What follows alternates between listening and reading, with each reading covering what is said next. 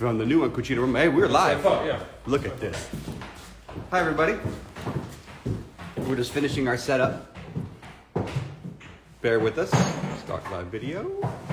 And here he is, ladies and gentlemen, Andrew Cototucci. Oh! You may have seen him on CNN. You're blowing my cold opening. I am. Sorry. That's all right.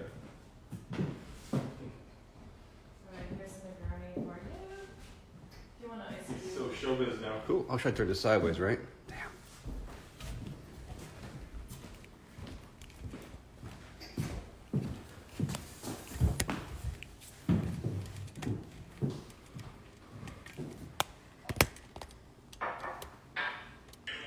Oh, right. Can't let you pull on that. Fuck the sideways. Hi, guys. Hi, Lynn. How are we looking?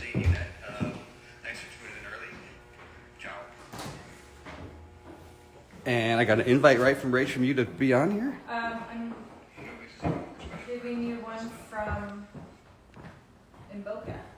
I got Italy and Boca joined.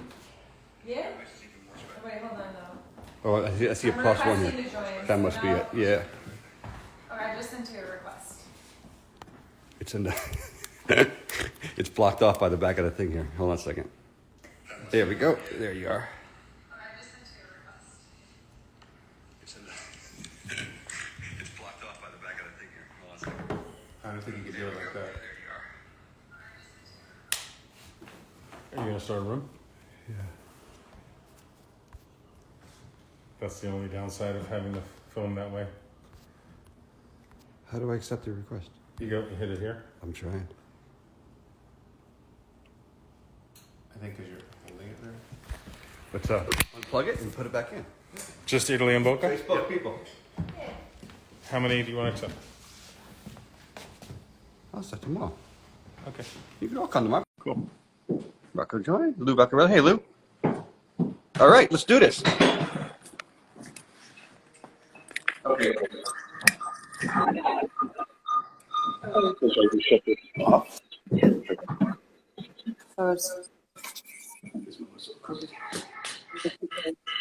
Imagine if I didn't have all this.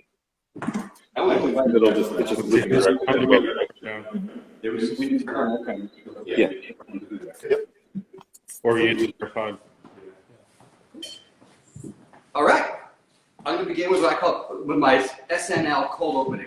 So you can guess who I am. Hi, I'm Stanley Tucci. You shouldn't bother watching my show about eating your way through Italy when you can read about it through Andrew Cotto's Italian adventure novels. Because we all know that reading about Italy is better than the TV show on CNN. Tucci? Huh? You almost had it. Oh, I think I rushed a little bit.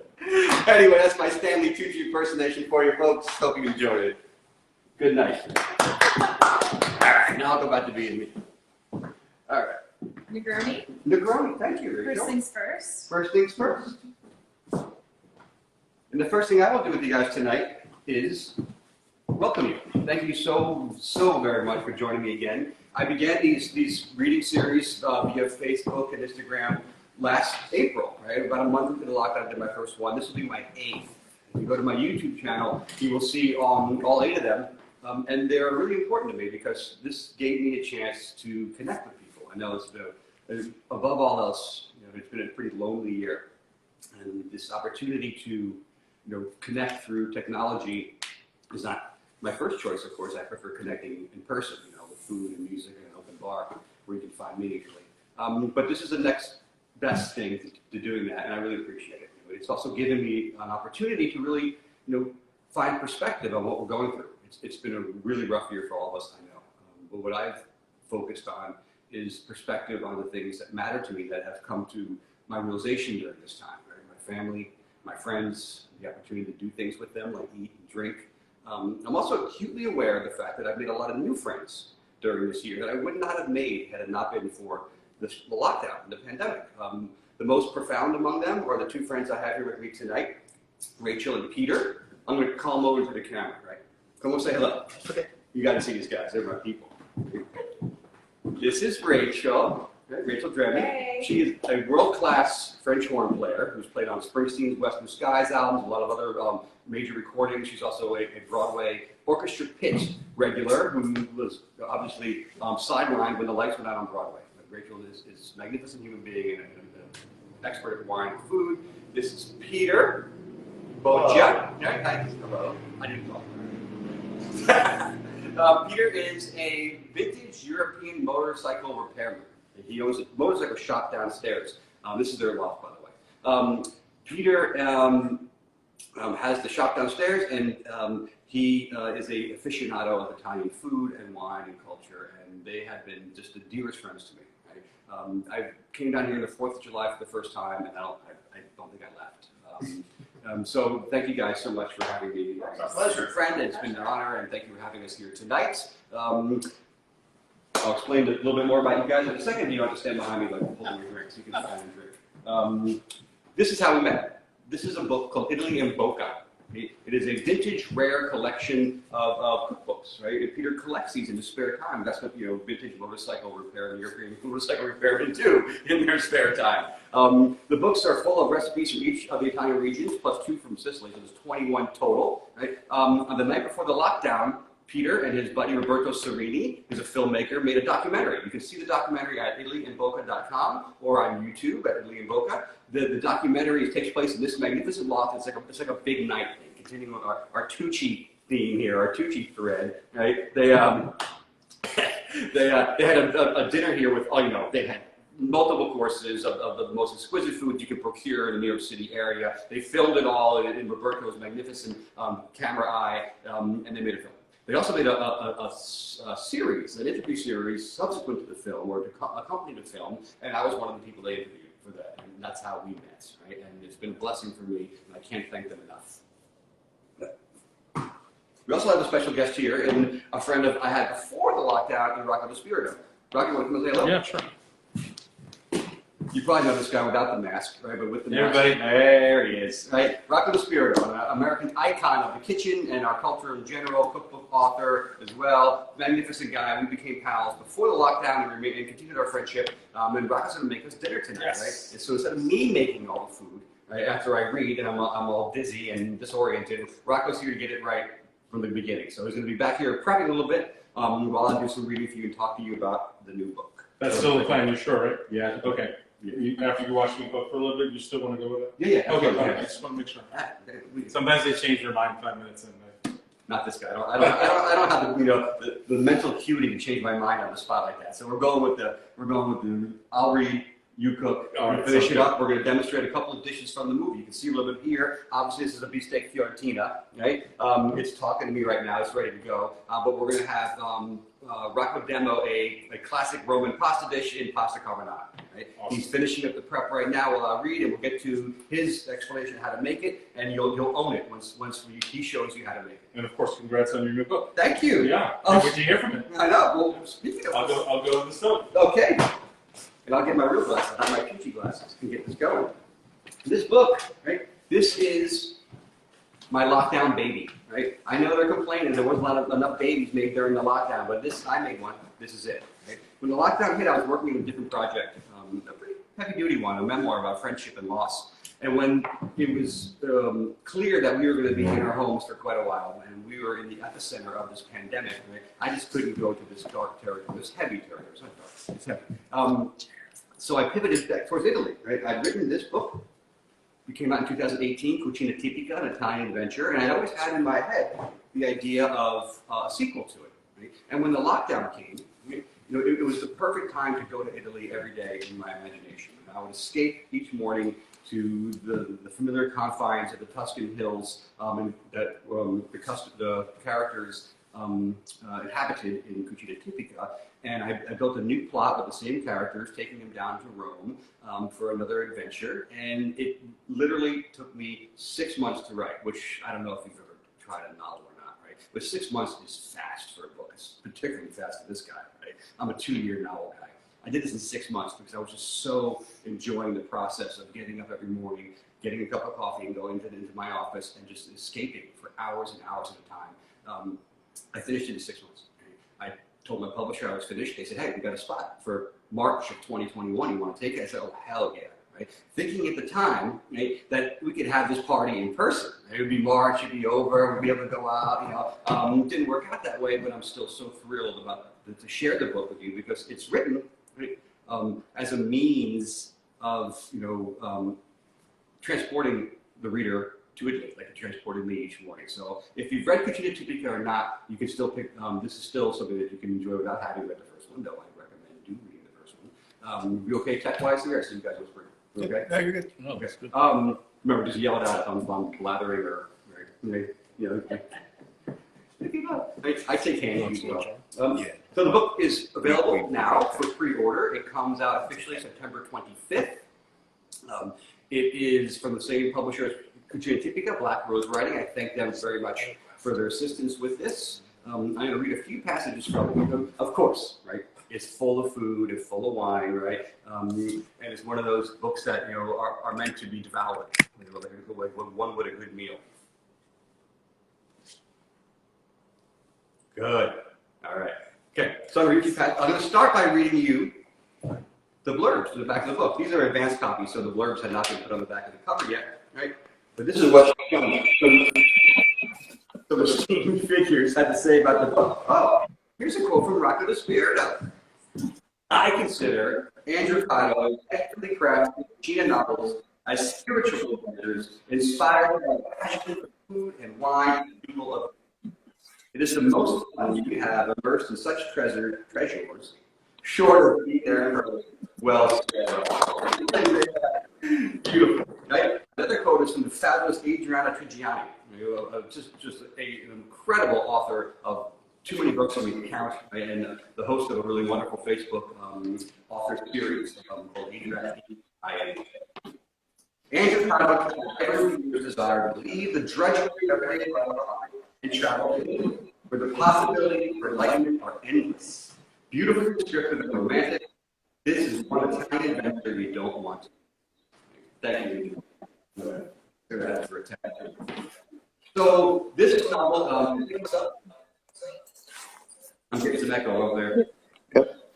This novel picks up which you did left off, right? I can't do a spoiler alert here because the book was about a guy who goes to Italy and never wants to leave. Clearly, if there's a sequel, he got what he wanted, right? So Cucina Romana, another kind adventure, continues the story of Jacoby Pines, a fledgling expat in Tuscany who discovers a potential connection to his ancestry while on holiday in Rome. What follows is a food-filled, wine-soaked adventure about one man's quest for family among the splendor of Italy. That's the description. I'm going to read you a little bit from the first chapter so we have some context here as to where we are and who we're with. Then we're going to go down to Rome for a little bit. So this novel takes place about half in Tuscany and half in Rome. And of course, just like the Ale of the Wine, there's just meals everywhere. Chapter 1. Jacoby Pines opened his eyes in the hills south of Florence, in the light-filled loft of a renovated barn beside a villa.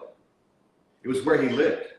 And this reality still started each morning with a jolt of wonder and a flash of doubt. Even though it had been months since he arrived in Italy on holiday with his former fiancée, and only weeks after that when his fortunes dramatically changed. Over the course of those initial days, and on one most miraculous afternoon, something happened that would ensure his remaining in Italy as long as he wished, which was forever. It was the day his fate had been delivered to him. Whether by destiny or serendipity, it did not matter. Jacoby, no longer engaged to be married but romantically involved with somebody else, now co-owned a hotel in the quaintest of Tuscan villages, mere miles from Florence proper yet unfettered by tourists.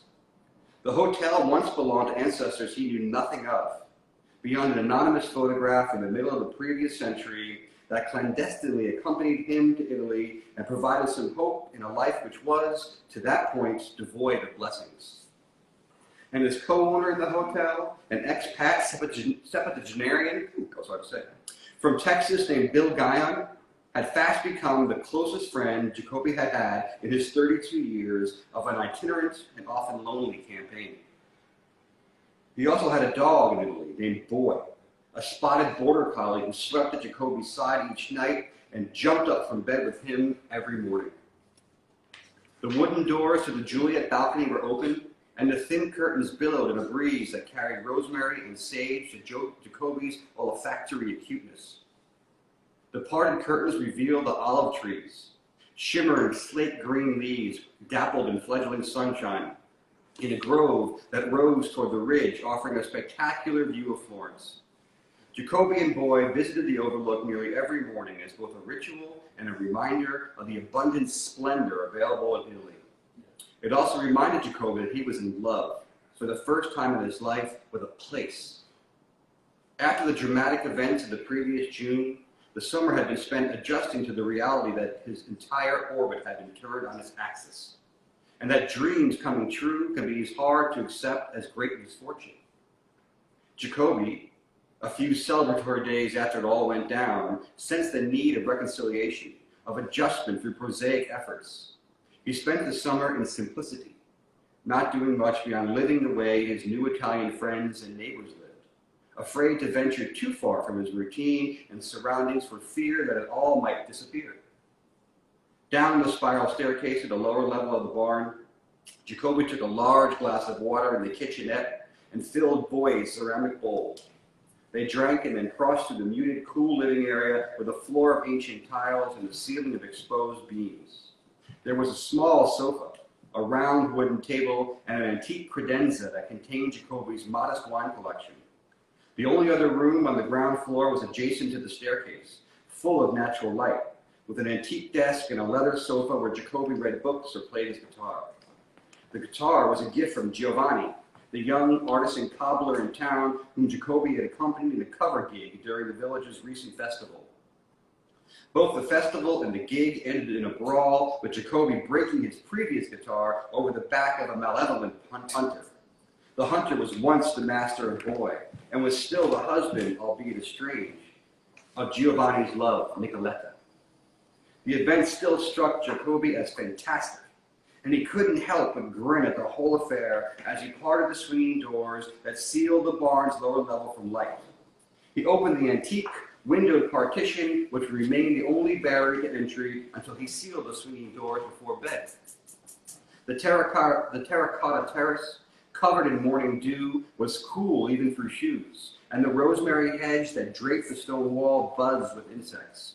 Beyond the high fence was the villa where Jacoby's landlord Paolo lived, alone and kept mostly to himself. "Come on, Boy," Jacoby called the dog and sniffed after a buzzing bee. Boy followed Jacoby up the curved stairway of stone, under the saggy branches of a fig tree heavy with fruit, a few of which Jacoby collected, and into the olive grove of gnarled trunks and taut branches shimmering with slate green leaves. The base of the trees were surrounded by nets that Paolo used to collect the dark olives ready for harvest. The whole area, as all of Tuscany and all of Italy, was in the initial throes of the harvest season, where the most precious products of this blessed peninsula were gathered at their peak and converted into oil and wine. The days in the heart of autumn were long and full of light. Jacoby did not want them to end, especially as he, someone who knew isolation and depression, was dreading the rainy season that would follow. But there was so much to look forward to before then, so much to do to stay busy and enjoy the miracle that had become his life. The acquisition and reopening of the hotel, the oversight of the renovation of his family's former estate, and the village's harvest celebration that would, if as planned, mark the debut of the repurposed hotel. And of course, there was the everyday beauty of food and wine and topography that Jacoby cherished along with his new friends and his new community and his dog named Boy, who paddled alongside Jacoby as he approached the ridge where below, bathed in lemon-tinged light, lay the city of Florence. A spoon circle of terracotta and stone and pastels, split horizontally by the nearby river Arno and surrounded by verdant hills like a lush hood framing the face of a movie star. It all seemed, after all these looks, like a model, a tiny replica of plastic pieces of a make-believe place, not a real place in real size made by the hands of men many centuries ago. A city of domes and towers and palaces, of serpentine streets and quaint lanes, of 4 bridges that span the river Arno, including the famous Ponte Vecchio, lined with jewelry shops of pastel facades. And making Florence and everything else all the more fantastic was that Helen Dempsey lived down there, above a shop in a tiny piazza in the Santo Spirito quarter of the less traversed side of the Arno. Helen had accompanied Jacoby and Bill during the wildest night of their Italian adventure, and then, on a separate occasion, presented Jacoby the most romantic day he had ever known. When he had left Helen's apartment the next morning, he was within a few days of his undesired return to America, defeated yet determined to return to Italy at some point, to surprise Helen near the Uffizi Galleria, where she spent her days as a museum guide explaining the magnificent collection of Italian art to English-speaking tourists who surely found her as adorable and mesmerizing as Jacoby did.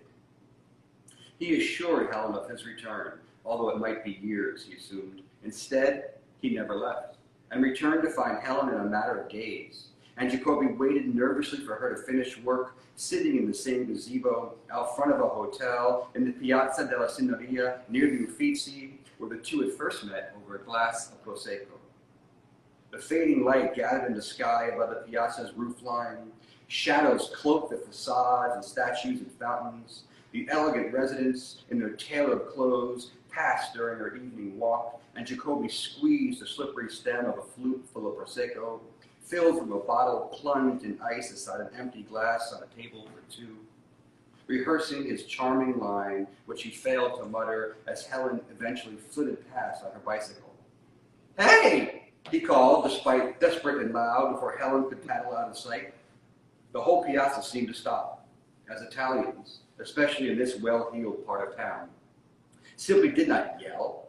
Shame swarmed Jacoby's forehead, and sweat broke out across his shoulders. He felt like an ugly American, the very image he was most eager to avoid. Helen skidded to a stop and tilted her chin toward the outburst. My, Jacoby Pine," she said. "What took you so long?" She's supposed to be English, not Southern. I didn't want to say anything, dude. Sorry. We said that again. Yeah. She's English. Work with these people. Jacoby's cavity filled with a feeling of warmth that reminded him for the first time of the long-lost love he had for his mother, who had died when he was just a boy. Jacoby put the glass of Prosecco down and climbed over the gazebo's railing to cross the piazza with his eyes locked on his Helen, who stood holding her bike until Jacoby neared and she let it fall to the ground. They grasped each other by the torsos and held each other without moving as darkness sifted down and the citizens of Florence passed the flesh and blood couple aside a fallen bicycle who rivaled the magnificent statues that filled the glorious piazza. Helen's tears moistened the fine linen shirt Jacoby had purchased for the occasion. Abruptly, she pushed him away and bumped him once hard on the chest. "I've missed you, you know." Better. Dude, I missed you too. Mississippi. Mississippi, London. "I missed you too," he said, the words cracking in his throat as his head spun from emotional deliverance. She looked around the piazza, trying to gather her senses and her sense of logic. "But what are you doing here? Why are you back? Did you ever leave?" Jacoby picked up Helen's bike and led her by the hand back to the gazebo, where they sat in the magical light at a table for two, and Jacoby explained what had transpired since he left her apartment a few days prior. Helen gasped and giggled and went through 3 glasses of Prosecco before Jacoby had finished the fantastic story of how the village festival was a massive success, particularly the Chingali ragu Bill had prepared from the beast Jacoby had slayed with an axe, until hubris got the best of Giovanni during their short concert of Pearl Jam cover songs, causing a brawl to break out between the 2 musicians and a gang of hunters. "Well," Helen said, contradicting a line she had once used to describe Jacoby's plight, "you no longer seem like your very own lost generation." Jacoby smiled and sipped Prosecco. "I am so found," he said. "But how does that explain why you're here now?" "This is the best part," he continued. He continued on about how the next day, the very day he was supposed to return to America, and the day his bankrupt ancestors' estate was to be auctioned, fate arrived and news of a wrongful termination settlement regarding his firing back in New York. He was redeemed and wealthy. Jacoby suddenly had enough money to not just stay in Italy, but partnered with Bill in the purchase of the hotel in the village, while the enormously wealthy English cousin of his former fiancée purchased a massive villa in the countryside and its auspices for wine and olive oil production. A property which she, based in London, asked Jacoby to look after in its rehabilitation into a resort and to manage upon completion. That's almost too fantastic for words, Helen said. I know, he said, I know. And Jacoby remembered his miraculous story as he looked over Florence each morning and thought of Helen and the recent events that had reshaped his life, while eating fresh figs and petting his dog as the sun rose on yet another beautiful day in the most beautiful place in all of the world. Live clapping. I always hear clapping when Sounds like Jacoby's stimmy came in. Yeah, Yeah. it totally came in. I don't really His go. stim check. I don't typically go like fantastic in my books where where miracles happen, but I went there that one. And this book actually has a couple other miracles I'm going to talk about in a minute. That's my thought. Alarm? I got like one phone call a year that came right now. There's Rebound says, And it's my father. Aunt Terry is saying hello. I just hung up on my father. Sorry, Papa. That's So I'm like, going to read one more passage here when they arrive in Rome. So what happens here in the story, as you're obviously aware, is that Jacoby gets to stay in Italy. He gets this windfall of cash from his wrongful settlement suit in New York, and he was wrongfully fired. Right? This is like cancel culture before there was something called cancel culture, and he gets reimbursed for this, and he uses that money to ensure his stay. Him and Bill buy this hotel in town. They're going to refurbish it and make it to a tourist attraction. Their endeavors involve having to go to Rome, because they're trying to get this whole thing through. I don't know if you're familiar with Italian bureaucracy, right? But the bureaucracy in Italy is as bad as the food is good. It is a nightmare to get things done over there. Right? When you're getting a driver's license, is like, getting a vaccination right now in New York City. So these guys go down to Rome on business. Right? Bill's going to take care. Bill's an expat and lived in Rome for 25 years. Is going to try and get the things handled while Jacoby learns this new city upon Bill's direction. So they take the train down to Rome. Right? And I'm going to just read you one quick passage here about the introduction to the pastas of Rome, because it's such an important part of Roman cuisine, of course. It's an important part of the book. It's also an important part of our dinner tonight, because Rocco's busy right now whipping up his famous carbonara. It is just, of all the pasta dishes of Rome, if I could only have one, I'd take the carbonara for sure. It's just a masterpiece of cuisine, right? Simple ingredients made perfectly. It's fantastic, and Rocco is famous for his carbonara. So we're gonna have him demonstrate how to make it once I get done reading about it. Oh, speaking of the fantastic, what transpires in Rome involves another adventure, and I won't give away the ending here, but it is cuckoo. It's not like Da Vinci Code crazy, right? But things get so fantastic towards the end of this book, which must have reflected the mood I was in, right? So the ending is unbelievable, and it begs for another installment in the Italian Adventure series, which I'm going to write very soon. Let's get to Rome. Stop me talking. It's great setup passages of Rome, of describing the city. I'm going to skip that and just get right to this chapter of the pasta, because you got to eat. some point. They're staying in one of the family's hotels just off Campo di Fiori. After a tour of the piazza's outer reaches, in the cool of an autumn evening, they were back at the corner from which they entered and soon seated at Osteria La Fortunata. The room, smelling of pasta sauces and roasted meat and espresso, was well lit and half full. Designed for tourists, with the rows of tightly arranged tables covered in butcher's paper and the name of the establishment on the ceramic plates and water glasses and decanters.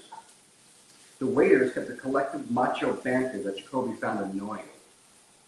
"This place is a little touristy, no?" he asked Bill discreetly once they were seated, per Bill's request, in a far corner, away from the main cluster of diners. "Well, it's a lot touristy," Bill said, "but the pasta is good, and I felt like staying close to home on our first night." "Makes sense," Jacoby said. "Totally fine with me." They sat side by side so both men could see the room. A bearded and bravo waiter with dark hair and dark beard and dark hair flowing from his unbuttoned dress shirt plopped a basket of bread on the table and walked away, all while having a conversation with a coworker on the other side of the room. Bill said in a slightly raised voice something to the waiter's back, and then turned to face Jacoby with a bemused smile on his face. Now, let's get you started in the basics of CUCINA ROMANA. Jacoby rubbed his hands together. Let's, he said. Now, Bill began. Remember the taxidermed Chingali head from earlier? Of course. Well, I have one problem with that. It has nothing to do with the stuffing and mounting of animal heads. Let me guess, Jacoby said. It has something to do with food. It does, Bill said. And the food I'm talking about here is the cheek. Jacoby poked a forefinger into the side of his face and twisted it. Yes, Bill said, the cheek, or guancia in Italian. The Italian word sounds better, Jacoby declared.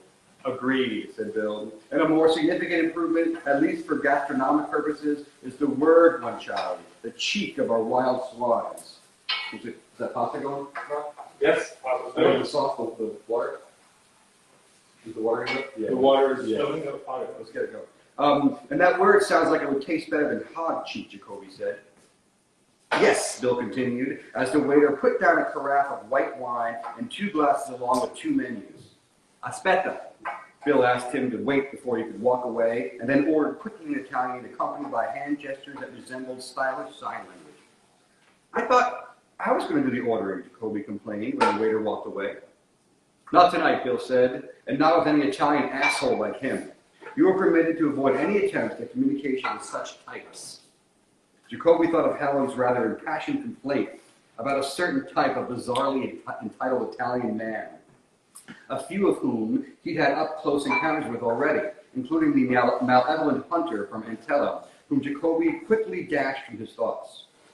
Probably still lives at home with his mother, Jacoby joked about the waiter, and Bill laughed out loud and poured some white wine into their glasses. Probably does, Bill said, still shuddering a bit from laughter. Very clever, my dear boy. Thanks, Jacoby said, feeling very clever and taking a sip of refreshing white wine with just enough depth to be interesting. Ooh, he said, I could drink this all day. Frascati, Bill said, with a hand toward the room, the primary wine of Lazio, and people do drink it all day. Tell me more about the Chingali cheek, Jacoby asked. Bill went on to explain how the cheeks of Chingali are seasoned and cured into guanciale, then cut into matchstick-shaped pieces, and the unctuous fat rendered down into the base with the meat used to top the signature dishes of Lazio, Carbonara, Gricia, and Amatriciana, as well as a few slight variations. Ooh, which ones are we having tonight, Jacoby asked. 2 of the 3, Bill said, as a matter of fact, plus 1 lacking in any meat, cacio pepe. 3 courses, Jacoby asked. Are we tourists now? Relax, Bill smiled. It's a half plate of each, but that still is a lot of food, or at least a lot of pasta. I just feel like it's important to root you with these plates on the first night, so we have a familiarity with each from day one. Jacoby pumped his fists in mock dedication. You have my full support, he said. Good, Bill said, pouring more wine. Of course, afterward, we will have to take a walk and enjoy a grappa for digestion purposes. Jacoby put his hands in prayer in front of his chest and nodded as 2 half plates of steaming cacio pepe arrived. Jacoby liked the aesthetic already. Long tubes of tonarello aglow in silky sheen of translucent sauce with grated white cheese and lots of cracked black pepper. The tang of the pepper tapped Jacoby's nose, backed by the pronounced yet mellow aroma of the cheese. Why no guanciale here? Jacoby asked. Oh. Bill rose from his lurch forward to inhale the fragrance of the pasta. Traditionalists leave meat out of this plate, leaving it to simply 3 ingredients. Pasta, typically tonarello, like we have here, cheese, pecorino romano, of course, and black pepper. That's it? That's it. Jacoby twirled a long noodle and put it in his mouth. The flavors spread nicely, an earthy pop from the pepper and salt from the cheese, working in concert with the toothy, perfectly coated pasta. Simple enough. But Jacoby had a question formulating as he swallowed, and Bill was ready for it. Pasta water, Bill said. He had been watching Jacoby eat and had yet to touch his plate. Jacoby wiped his mouth with a cloth napkin. What? The creaminess comes from adding some of the pasta water, loaded with starch. Once the noodles are combined with the sauce, it's one of the secrets of CUCINA ROMANA. So many secrets, Jacoby joked, so little time. I'll do my best to share as many of them as I can with you while we are here, Bill confirmed before tucking into his bowl of cacio pepe. The subsequent courses were equally impressive. The carbonara featured the fresh strozzapetti and was thicker version of the previous plate with a richness from the egg that pleased Jacoby's palate, and the crispy, salty, herb-informed nuggets of dark guanciale provided a vivid aesthetic contrast along with a burst of righteous flavor. Oh my God, Jacoby said, this is so good. It's my favorite of all of them, Bill said. One night I'll take you for the Carbonara da Sogno in all of Rome, where they will gild the lily to utter perfection.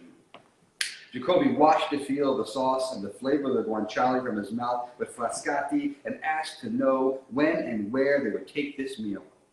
It will remain one of our secrets until then, Bill said.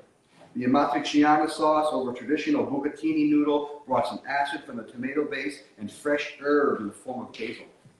The guanciale was evident in the sweet onions rendered in the drippings and in the nuggets dispersed throughout. Jacoby found it interesting that the Frascati, the latter half of a second carafe, stood up to the tomato sauce, and he and Bill discussed this and other important matters about his introduction to Cucina Romana as they walked away from Campo de Fiori to take a grappa at a quiet cafe off a cobbled side street. Finito. So that's just a teaser of sorts, right? A taste of what, where the book takes place, right? And for me, setting is the most important part of the story. We just want to slip between Tuscany and Rome. While they're in Rome, they discover something magical, and they end up staying there trying to pursue it. And that's the narrative thrust of the novel. But the real star of the novel is the food. Because food matters. Eating food with my friends and my family is my favorite thing in the world. If I thought that I loved food before this whole thing was done, my appreciation for it has increased dramatically, particularly from the sense of wellness it provides. So I hope you are enjoying food as much as we are here. And I hope that you enjoy this demonstration right now that Rocco is going to present to us about how to make pasta carbonara. Let's move this over. Let's unplug it and we'll replug. Yep. Okay. Then we just go right over there to the. Over here? Okay. Yeah, just go right to here. Then you can talk to Rocco. Rocco. Look at this. And look at this kitchen these guys have here. Setup. Right. At Amazing. the Italian Boca headquarters. The book sounds wonderful. Congratulations. Thank you so much, Rocco. I really When did it hit the stands? It hits the stands. It will hit the stands on March 25th. I was gonna say it's a week or two behind or ahead of us. It's ahead of us. Yeah, we're gonna get to it. Congratulations. You're very welcome. Tell us what we have here. Sure. You know, as an author myself, I find that most of us are pretty. We tend not to speak too much about the craft, right? You're sort of reading your book very humbly and not talking about all the work that goes into it. And you know, we're talking years of research. You actually lived in Italy for a while. You lived this life. For people who are just tuning in, they may not know that you wrote Cucina Tipica. This is the sequel. And I think it's important for them to know that you lived this life, and this is something that's very native to you. So you're writing about sort of your life experience a little bit, right? Fictionalized. But, yeah, I mean, you can only write what you know, right? Right. And in order to write a book like this and get into the intricacies of the cuisine and the countryside and all the ambience of Italy, you got to know. Exactly. And so I did all the research I had to do. It's work. So you became a food expert, an expert in Italy. Yeah. Obviously, a brilliant writer, and all that goes into. You're being very humble about all this. Is how I feel. I don't have to. I feel like you should tell people what's required to. Well, I think it's very similar here, right? Like for when we come in. Yeah, sure. It's similar to cooking. It's a craft. We take a lot of time. I mean, I don't think anybody goes into cooking because they want to cook for themselves. If they go into cooking, they want to cook for other people, right? They really want to share. It's like Rachel plays music, right? You didn't play by yourself in a room, right? Peter fixes motorcycles for people so they can take them, right? And enjoy them. Like, people who like food tend to like people. Right? For sure. And sharing food with people and sharing wine we have here, which I'll explain in a minute. Don't let me forget that wine. Is really important. Let's not forget the wine. He's been talking about this wine for about a month. You know, I talk about it now, so yeah. don't forget. Let's tell everybody about this one. Look at this label. Look at this one here. Can you see? This wine is older than me. That's right? pre-inkjet. And I'm older. This is a Barolo. It was presented to me by another new friend from the lockdown. I thought it was older than me, right? Who has Make Me Hungry is her PR company. Her husband, they just had a new baby too, by the way. Congratulations, guys. Right? her husband has a boutique wine company called Walker and Co. Right, C-O. And they presented this to me as a gift, right? And I was saving it, and for an occasion that was worthy of it. And this obviously couldn't be any more worthy, right? Of this wine. So if you're looking for some really vintage, unique wines from around the world, not just Italy, their Barolo collection is huge. Please look up walkerandco.com. And thank you guys so very much. Congratulations to you guys, tanti auguri. And a great lesson about saving things for a special occasion. I went through my wines during the pandemic and discovered most of them were not good anymore. I should have drunk them a long time ago. So if you're saving something for a special occasion, today is special enough. Drink the wine, use the china, use the silver, just go for it. Don't save it anymore. That never happens to me. No, I didn't think I'd be that kind of guy, but it happened to me. So half of the wine I've been saving for 20 years is not good anymore. But half of it was good, and I drank it all. Good. Yeah. Good, we got that. All right, so we're making two things tonight. We're making spaghetti carbonara and bistecca alla fiorentina, but reverse sear. I don't think they do reverse sear in Florence, but no, but this is a really amazing technique for making meat. So we know what searing are. Typically you sear your meat. Walk right? up to the camera, Show that thing. You sear your meat, right? Then you finish it in the oven. What we do here in Italy Mocha headquarters, and Rocco knows this style, Tilly's down with this, right? Is that we cook it at a low heat, like 225, right?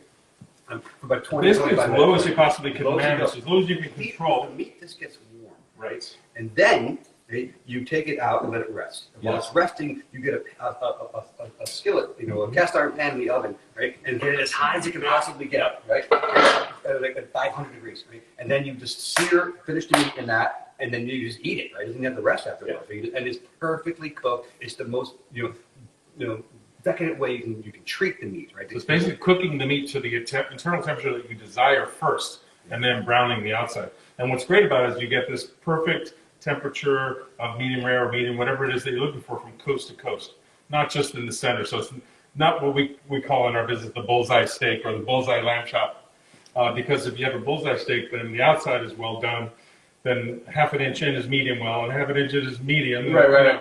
And it goes through like the rainbow of temperatures, and what you're looking for is the temperature that you desire from coast to coast, from top to bottom, side to side, left to right. Okay. Coast to coast. Oh, we're going to get that pasta in, right? Yes, we should get the pasta in. So carbonara is bacon, egg, and cheese in a bowl.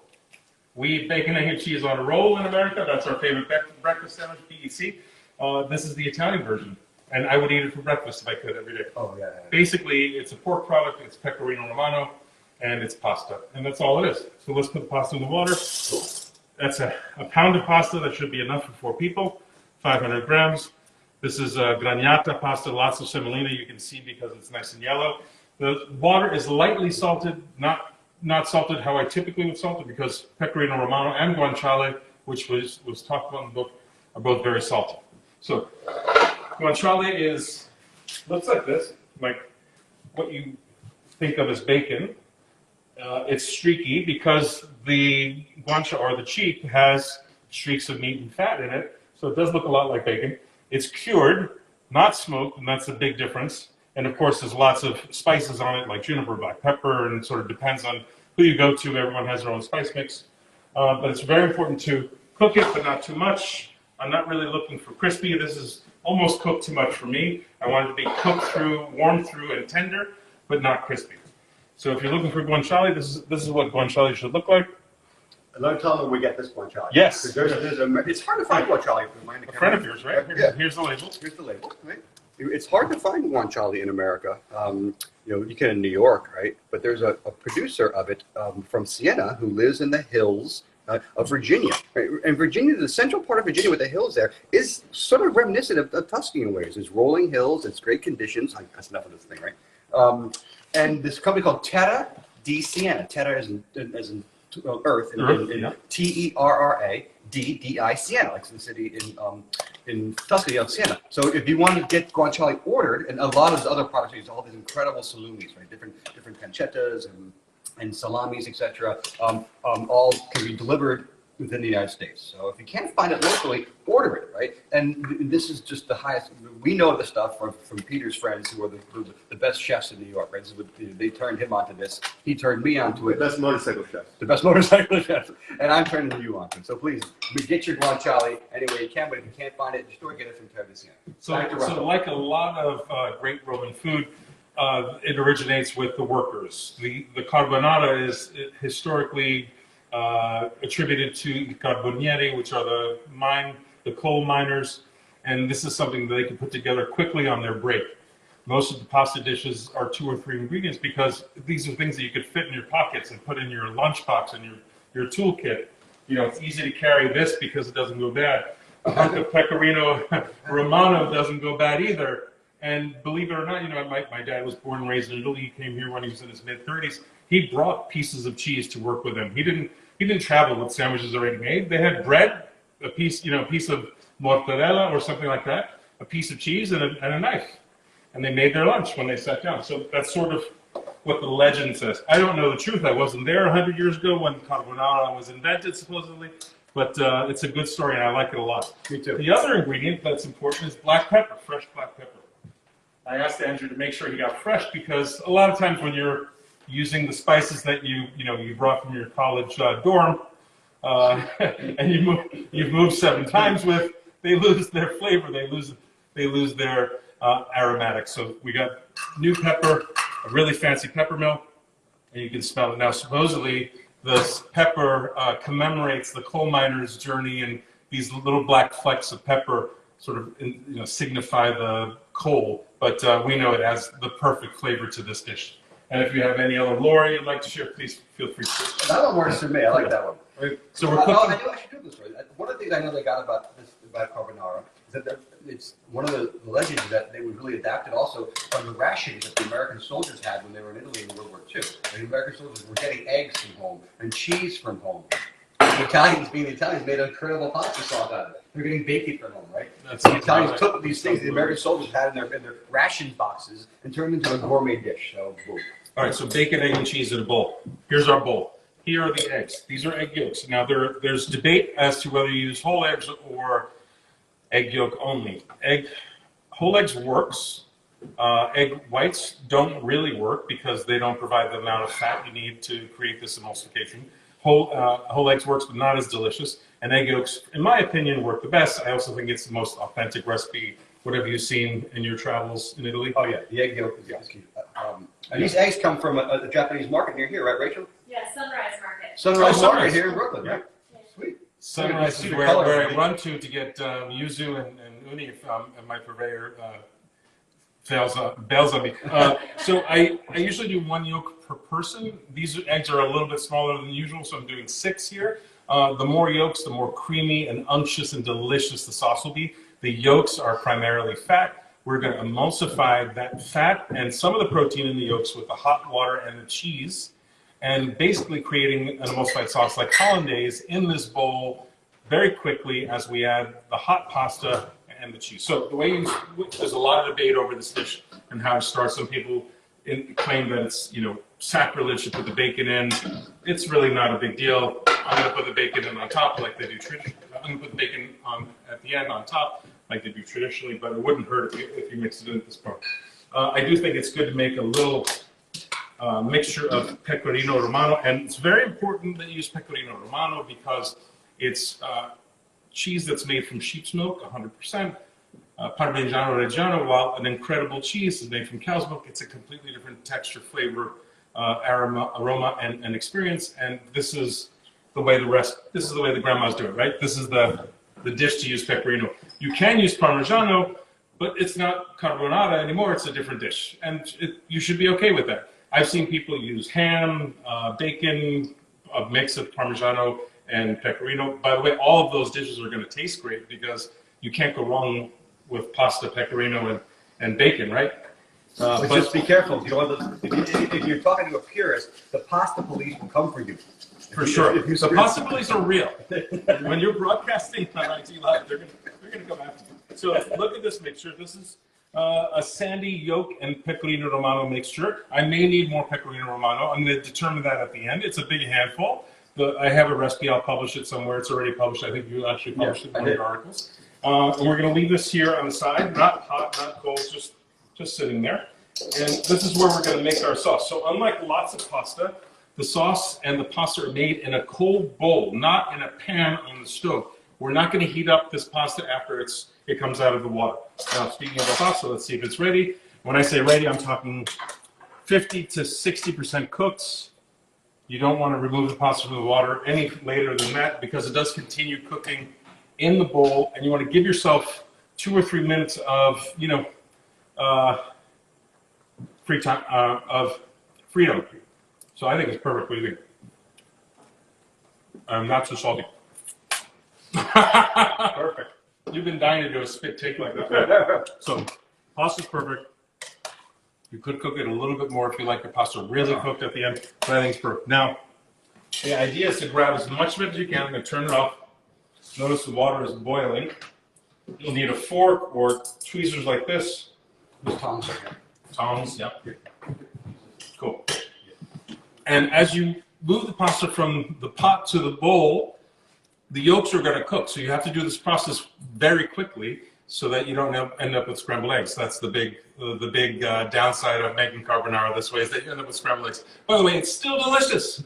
Scrambled eggs with pecorino romano and guanciale is still delicious. So don't worry. You're not going to, there's no downside to making this pasta. Even if you mess it up completely, it's going to be delicious. You can't put these 3 ingredients together in any dish and them not taste great. They're going to be delicious. So, all right. So we're going to grab as much pasta as possible. I'm not going to drain it.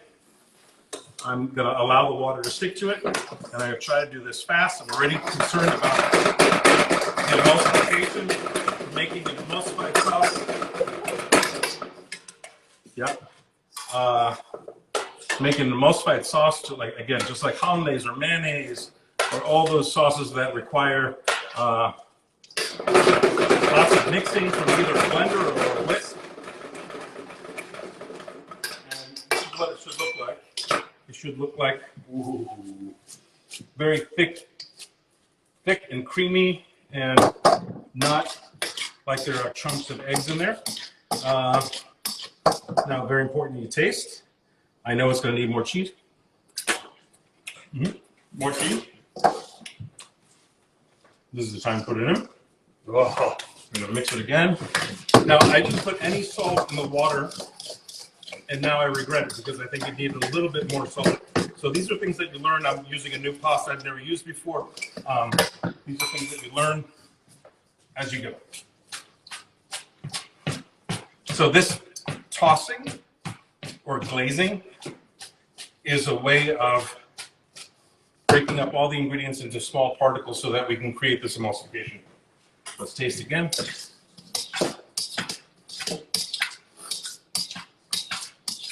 Now, if you did end up with scrambled eggs, you could add a little bit of hot water, and that would break it up. It's good. Actually, it needs a little salt and a little pepper right now. So I'm going to add a little bit of salt here. Usually salt is not required. It's very unusual that additional salt is required. I'm going to add some large ground pepper. Very important. Pepper is an essential part of this dish.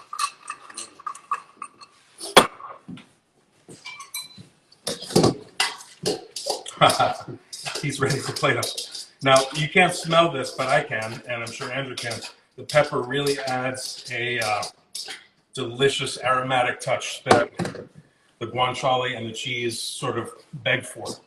Let's see how it tastes.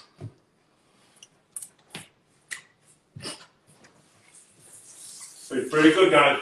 I'm going to add a little more salt, a little more cheese, and a little more water. The color's so good too. And it's okay to go back and keep reseasoning. The most important cooking tool that you have is your palate. It tells you what you like and don't like, and that's what's really important. Use that palate for what it was designed for, which is to give you information that you can then act on. All right, let's see. How many times did I taste that? Don't- 6 times now, right? Don't eat it all, man. Very important. Save some for us. All right, let's get there. Good.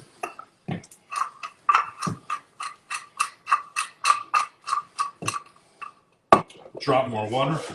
It's a really good point you're making right now. Like, the difference between like following a recipe and doing your own cooking is adjusting on the fly. Just knowing, this needs more of this, more of that, and that comes from practice, right? You just keep doing things over and over again, and your instincts just become sharpened. And not only from practice, from tasting. Tasting, is the most important part of this very, very dynamic process of cooking that people forget. Tasting, whether you're an experienced cook or not, gives you very important data, right? To work with and react to. Your dad again? My dad. Pop up. No, it's not him. All right. I've gotten 2 phone calls like in 6 months, and they're both tonight. All right. We're good here. Gonna go in the bowl first. Bowl, right? Yeah. Good. Let's just show that. No problem. I understand you're hungry and you want some pasta. No, I was going to do the old like plate thing, sure. with the twirl. But this is, Yeah, we can do that. nah, let's just go with the bowl. The best way to do that is with a ladle. But Yeah. I don't actually think that that's the most important part of serving pasta. I think getting the recipe, the flavor right and all that is much more important. It also just belongs in a bowl. And by the way, I've never seen Italian grandmas do that. Have you? Have you? No, when I'm in heaven, the first thing I ask my grandma is like, no, you ever do the swirl? Yeah, they're gonna do you're like, what? Tweak the swirl. Okay, that's it, Yeah, please. I got a swirl for you, right here. Look at my swirl swinging. Let's put cheese on top. Always more cheese. And now all of this, plus the fat. Oh, This is what really sets this dish look off. at how beautiful that is. It's a lot, I know. It's more than the recipe calls for, but I don't care. Guanciale is one of those things where more is more. Exactly. More is better. I'm going to save a little bit of that fat to cook the steak. And this is what I would consider very authentic spaghetti carbonara. I think it is too. All right. I want you to serve it. I'm gonna Look, hold it people, here. it won't be here for long. We're gonna actually sign off here. Oh, cool. I can't keep this camera on, and Yes. we have to eat. But We have to eat. you guys come back over here and say goodnight to our friends. Yeah. Again, we are at Italy in Boca headquarters with Rachel Draymond. She is Attila the Horn on Facebook and Instagram. Peter Boggia, who is Moto Borgatoro on Facebook. BORGORTARA. Right? If you need your European motorcycle fixed, he's the guy for you. On Show hand, the so pasta. It's like zoom in. Wow. Quick note before we leave is the book is available anywhere you can find books. This is what I do, so hopefully you'll be inclined to pick one up and also share with your friends. Right? I mean, I pretty much survive on the kindness of my friends introducing me to their friends. So I appreciate any word you can put out there about the book. Two final quick notes. I had 2 articles come out yesterday over this weekend. One in the New York Times about my dear friend Nicole Russell of Last Dragon Pizza. You know, look that up and check out this magnificent woman who I met also during lockdown. And also the Settepani Bakery family in Williamsburg and Harlem who make panettone all year round, and they have a really wonderful story. And they also could use your support during these hard times. So look up Settepani Bakery if you're in New York City, and look up Last Dragon Pizza, who delivers 48 states frozen. Cool. All right, guys. You gonna help me turn this off? All right. We out.